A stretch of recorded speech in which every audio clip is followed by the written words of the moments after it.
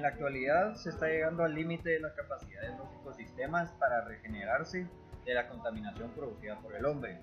Se sabe que un tercio del total de la contaminación generada a escala mundial procede del proceso de producción de electricidad, por lo que el desarrollo de las fuentes renovables de energía es deseable y algo necesario. Es un hecho que el viento es una fuente de energía natural, renovable y no contaminante, y la generación de electricidad a partir del viento no produce gases tóxicos, ni contribuye al efecto invernadero ni a la lluvia ácida. No originan tampoco productos secundarios peligrosos como radiación ionizante ni residuos radioactivos. Y cada kilowatt por hora de electricidad generada por energía eólica en lugar de carbón evita la emisión aproximadamente de 1 kilogramo de dióxido de carbono a la atmósfera, si se hubiera generado en una central térmica de gas o de carbón. En un año de funcionamiento, un aerogenerador ha producido más energía de la que se utilizó en su construcción. Las consecuencias provocadas por la energía eólica tienen efectos localizados irreversibles, que se pueden superar mediante soluciones técnicas y no representan un peligro serio para el medio ambiente. A diferencia de las fuentes tradicionales de energía, cuyos impactos suelen ser más generales, permanentes y costosos en su eliminación.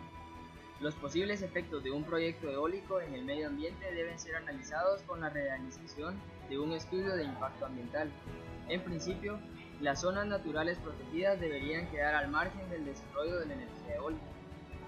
El impacto de una actividad en el medio ambiente presenta una mayor o menor incidencia dependiendo de 3 factores fundamentales: el carácter de acción en sí misma, de la fragilidad ecológica que tenga el territorio donde va a llevarse a cabo la acción y de la calidad ecológica que tenga el lugar donde se desarrolla el proyecto. Cuanto más intensa sea la acción, más frágil sea el territorio y mayor calidad posea, el impacto producido será mayor. El carácter de los proyectos eólicos genera escaso impacto, por lo que, al evaluarlo, deberemos centrarnos fundamentalmente en el análisis de los otros 2 puntos, fragilidad y calidad ecológica, lo que requiere un estudio del lugar en que va a realizarse el proyecto. No obstante, existen efectos comunes en las instalaciones eólicas que pueden sintetizarse en los siguientes aspectos: impacto sobre la flora, efectos sobre la avifauna, impacto visual y ruido. Respecto a los efectos que el desarrollo de la energía eólica pudiera tener sobre la flora, parece obvia su escasa influencia. Su cobertura se verá modificada en la fase de construcción del parque debido, principalmente al movimiento de tierras en la preparación de accesos al parque y la realización de cimentaciones para aerogeneradores y edificios de control. Como mencionó mi compañero, es importante hacer un estudio acerca de la tierra y de los alrededores de donde se implementaría un parque eólico para que no hayan consecuencias que perjudiquen al mismo parque en el futuro. También, dependiendo de las condiciones climáticas y de la magnitud de las instalaciones eólicas, esto se refiere al tamaño que se va a implementar, también pueden aparecer problemas de erosión, supuesto que debe ser tenido en cuenta en las primeras fases del desarrollo de este proyecto, de esta planta eólica, con vistas a realizar los pertinentes estudios de hidrología y pluviometría, trazado de caminos de entradas y salidas a la planta eólica, análisis de bajadas y cursos de agua, para así minimizar su incidencia. En cuanto al segundo de los aspectos, se han realizado numerosos estudios. Comenzar a desarrollar un parque eólico no es simple, sino que está conformado por varios pasos. Como se conoce, los parques eólicos pueden ser instalados en tierra o pueden ser marítimos, en el mar. La mayor parte de la capacidad instalada en los de parques eólicos es en tierra. No obstante, el mercado de los parques marítimos está creciendo con mucha rapidez. Los costos de inversión serían los siguientes. El análisis económico de la energía eólica debe tener en cuenta varios aspectos, que serían los costos de inversión, los costos anuales de explotación, es decir, operación y mantenimiento, y los costos anuales de financiamiento. Los costos de inversión más importantes en el proyecto de un parque eólico terrestre y su participación en el costo total se presentan seguidamente. Esos son Costos de estudios de viabilidad que incluyen el estudio del recurso eólico, análisis del emplazamiento, diseño inicial, estudio de impacto ambiental, como habíamos mencionado antes, estudio de rentabilidad y la gestión del proyecto. Además también hay costos de equipamiento, que son los generadores y la implementación de los mismos, que usualmente son los más caros. Esto incluye la producción de la turbina, equipos auxiliares para convertir la energía y la transportación desde ciertos lugares hasta el sitio donde se comenzará la instalación del parque eólico. Además también hay costos de obra civil que incluyen la transportación interna dentro del desplazamiento de la turbina en la torre, la construcción de la cimentación y las carreteras y otros costos relacionados con la infraestructura necesaria para la instalación puesta en marcha con las turbinas. También están los costos de conexión a la red, que incluyen el cableado, las subestaciones y las líneas eléctricas necesarias para el transporte de energía producida así.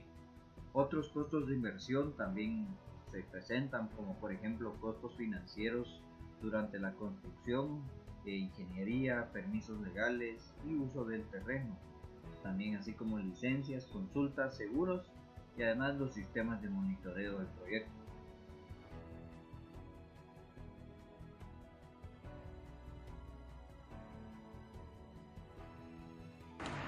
A la hora de construir un parque eólico es importante tener varias consideraciones. Sin embargo, para comenzar me gustaría hablar un poco acerca de lo que conforma lo que viene siendo el generador de energía eléctrica a partir del aire. Comenzando por la torre soportante, que es lo que va a soportar todos los componentes que generarán toda esta energía. Sus alturas varían desde 40 metros y hasta más de 100 metros, y estas son fabricadas por secciones. Generalmente estas son tubulares cónicas de acero y combinan unas partes de concreto en la parte inferior y tubulares de acero en la parte superior. Esto con el fin de brindar mayor soporte y mayor durabilidad. Otra parte que tenemos son las palas del rotor. Estas nos van a brindar toda la energía eólica que nosotros requerimos, que son las que van a obtener toda esa energía mecánica del viento y la van a pasar hacia otras partes de las que hablaré a continuación. Estas pueden llegar a ser hasta 60 metros o más y son fabricadas en moldes diseñados específicamente para que tomen forma aerodinámica requerida. Normalmente combinan fibra de vidrio y poliéster o resina epóxica en su construcción, y también se busca usar fibra de carbono para mayor resistencia. De ahí tenemos lo que vendría siendo el tren de fuerza, en el cual se incluyen los cojinetes, el árbol principal, la caja multiplicadora y el generador eléctrico. Todo esto es lo que genera la energía eléctrica que nosotros vamos a ocupar posteriormente. El generador eléctrico es el encargado de convertir la energía mecánica que proviene de la caja multiplicadora en energía eléctrica, y este a su vez pasa a un convertidor de potencia. Este convertidor hace que la corriente llegue a la red en condiciones adecuadas para ello. Además, el transformador transforma la energía eléctrica procedente del convertidor en corriente de alta tensión, y esta es la que va a la red eléctrica. Posteriormente tenemos a la góndola, que es el receptáculo en cuyo interior se instala todo el tren de fuerza y cubre todo dicho tren, y este es fabricado en material compuesto con fibra de vidrio, tratando de que sea lo más liviana posible, sin comprometer la durabilidad, ya que este es el principal protector de todo lo que vendría siendo lo que nos va a ayudar a obtener toda esa energía eléctrica. El análisis económico de la energía eólica tiene varios aspectos básicos, que vienen siendo los costos de inversión, y de los cuales hablaré más a profundidad. El costo de estudio de viabilidad, que viene siendo menor al 2%, incluye el estudio del recurso eólico, un poco del análisis de emplazamiento, diseño inicial, estudio de impacto ambiental, estudio de rentabilidad y gestión del proyecto, entre otros gastos iniciales. Los costos del equipamiento, que es el aerogenerador, todo lo que hablamos anteriormente, va del 65 al 85% y es el más caro. Los costos de la obra civil, que incluyen la transportación interna entre el emplazamiento de la turbina y la torre, la construcción de cimentación y carreteras y otros costos relacionados con infraestructura. van del 4 al 16%. Posteriormente llegan los costos de la conexión a la red, que son del 9 al 14%, incluyen el cableado, subestaciones y las líneas eléctricas necesarias. Y algunos otros costos de inversión, que son del 4 al 10%, incluyen costos de financiamiento durante la construcción, la ingeniería, permisos legales y del uso del terreno, licencias, consultas, seguros y además los sistemas de monitoreo. Pero ahora viene la pregunta importante.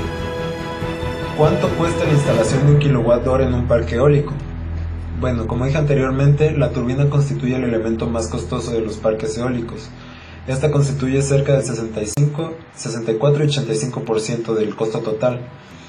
Y esto depende, más que otros factores, de la madurez de la industria eólica del país productor de la turbina y de las especificaciones del proyecto, ya que mientras más resistentes sean las turbinas solicitadas, más costosas son.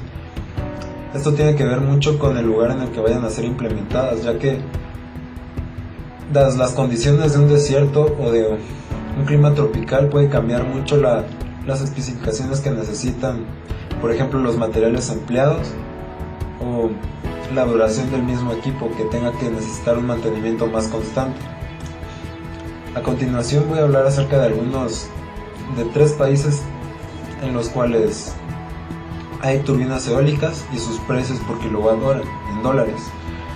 Tenemos a China, que en el 2010 sus datos fueron de $644 por kilowatt-hora. En Italia fueron de $1.592 por kilowatt-hora y en Estados Unidos fue de $1.234 por kilowatt-hora. Estos dependen mucho de la conexión a la red, entre otros factores. Por ejemplo, si el parque va a ser conectado a una red de transmisión o de distribución. Además de que depende también la producción de la mano de obra, el costo de la mano de obra y la producción de la misma. Cuando la velocidad del viento alcanza los 15 metros por segundo, a través del rotor de un aerogenerador de 1000 kilovatios pasan 43 toneladas de aire por segundo. Esto equivale al peso de 2 camiones completamente cargados pasando por el rotor cada segundo. Enormes cantidades de energía son así convertidas en electricidad en un aerogenerador. Las 3 palas unidas al buje forman el rotor. La cabina que hay sobre la torre se denomina góndola. El buje se monta sobre el eje principal.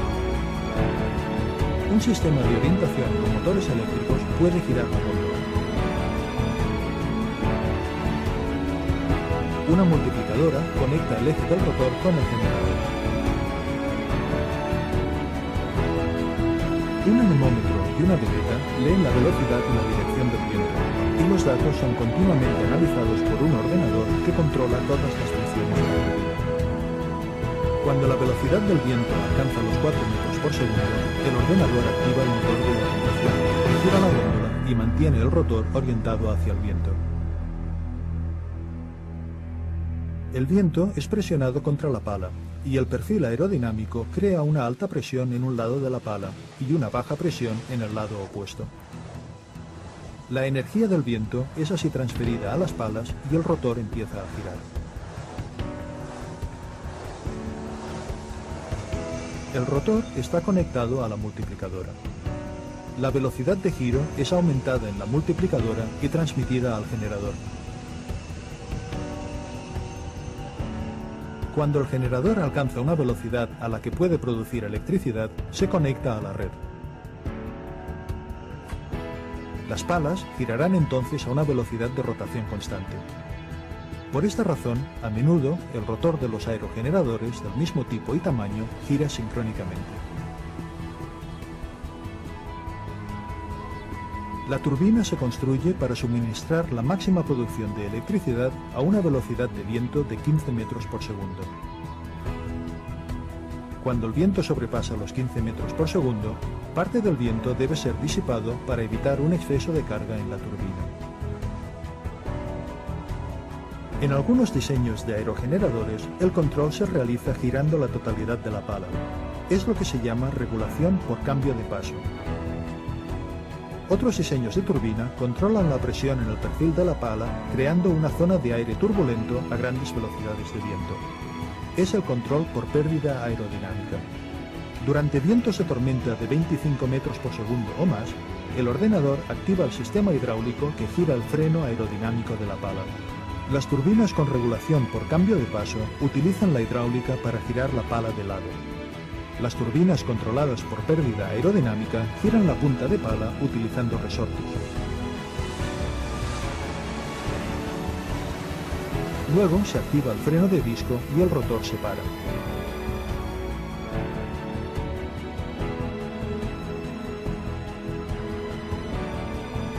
Cuando el viento disminuye, el ordenador vuelve a poner la turbina en marcha y la producción de electricidad continúa.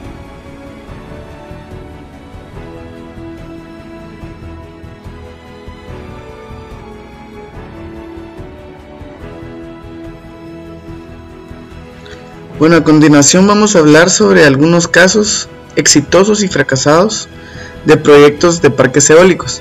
Encontramos un caso interesante de un parque eólico en Costa Rica que no tuvo mucho éxito. A continuación vamos a leer la noticia y el artículo. Prometía ser un proyecto que generaría electricidad a bajo costo para los costarricenses. Sin embargo, tras 15 años del proyecto, el parque eólico Valle Central es un fracaso que registra pérdidas por varios millones de dólares cada año.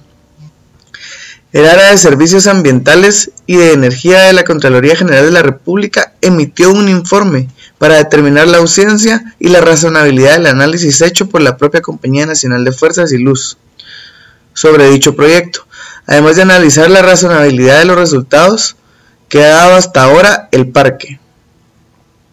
Ubicado en la fila montañosa entre los cerros Tacocari y Pacacúa, en los cantones Santa Ana y Mora, el parque eólico Valle Central fue una idea surgida en 1998, aunque fue hasta el 2012 que se puso en operación.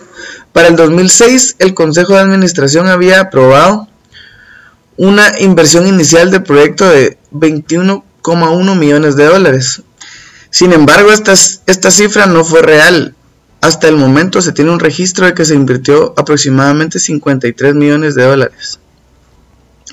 El proyecto cuenta con 17 aerogeneradores con una capacidad de generación de 900 kilovatios cada generador, con lo que se puede tener una potencia eléctrica de 14.000 para abastecer a 14.000 hogares, según las estimaciones de dichas instituciones. Sin embargo, la energía que se produce en este parque no es competitiva para reducir los costos de la electricidad en Costa Rica. Entonces, las tarifas con las que compite siempre siguen siendo muy bajas. El alto costo de la producción supera el precio promedio al que vende la energía y casi duplica el precio promedio al cual compra el Instituto Costarricense de Electricidad, explicó el miembro de la Contraloría de Cuentas.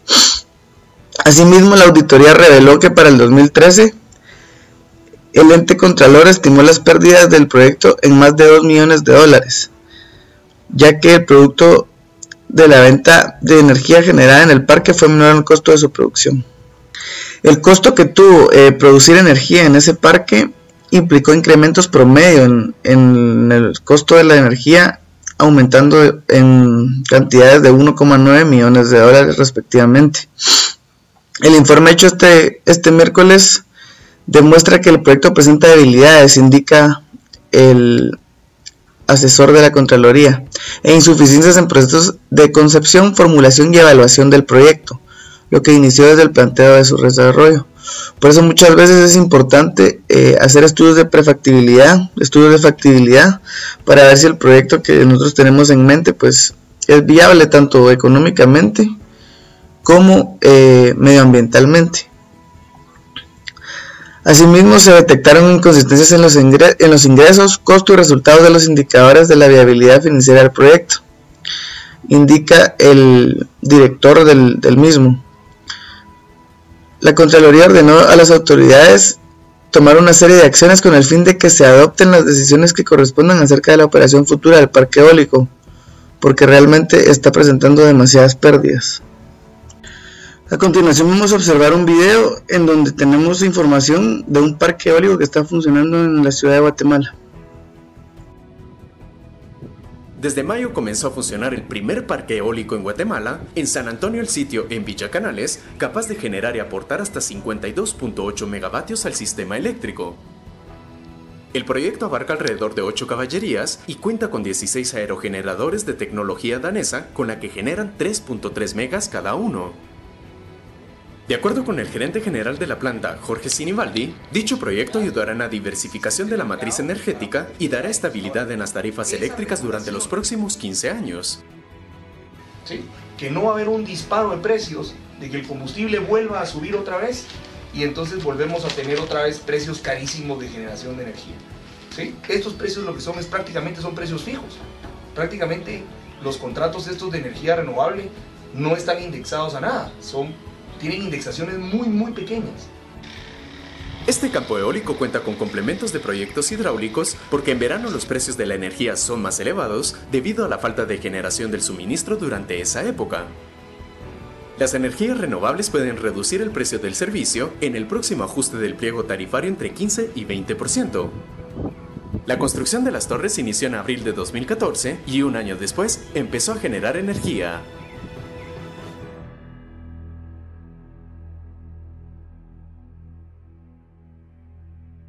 Finalmente, concluimos que la implementación de plantas eólicas sí es rentable en cuanto a su producción de energía y su consumo en el mundo.